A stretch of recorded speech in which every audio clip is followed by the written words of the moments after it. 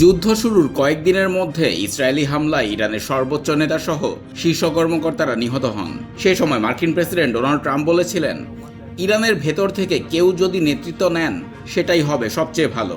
I guess the worst case would be we do this and then somebody takes over who's as bad as the previous. New York টাইমসের নতুন একটি প্রতিবেদন জানাচ্ছে সেই কেউ আসলে কে ছিলেন। মার্কিন কর্মকর্তাদের বরাতে টাইমস জানিয়েছে, ইসরায়েলের তৈরি পরিকল্পনায় যুক্তরাষ্ট্রের সম্মতিতে ইরানের নতুন নেতা হিসেবে বেছে নেওয়া হয়েছিল সাবেক প্রেসিডেন্ট মাহমুদ আহমদিনেজাদকে।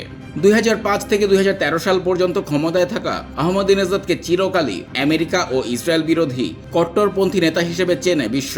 একসময় ইসরায়েলকে মানচিত্র থেকে মুছে ফেলার হুঙ্কার দেয়া এই নেতাকে কিভাবে এই মিশনের জন্য রাজি করানো হয়েছিল তা অবশ্য স্পষ্ট নয়।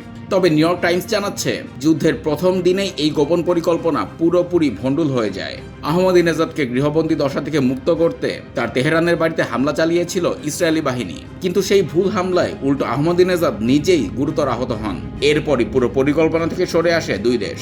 সেই ঘটনার পর থেকে মাহমুদ আহমদিনেজাদকে আর জনসমক্ষে দেখা যায়নি। তিনি বর্তমানে কোথায় আছেন বা তার শারীরিক অবস্থা কেমন তা মার্কিন প্রশাসনও নিশ্চিত নয়। ইরানে এই পুতুল সরকার বসানোর বিষয়ে হোয়াইট হাউস সরাসরি কোনো মন্তব্য করেনি। তবে তাদের মুখপাত্র অ্যানা কেলি এক বিবৃতিতে জানিয়েছেন, মার্কিন সামরিক বাহিনী তাদের অপারেশন এপিক ফিউরির মূল লক্ষ্যগুলো সফলভাবেই সম্পন্ন করেছে, যার মধ্যে ছিল ইরানের ব্যালিস্টিক মিসাইল ধ্বংস করা এবং তাদের পারমাণবিক সক্ষমতা চিরতরে বন্ধ করা।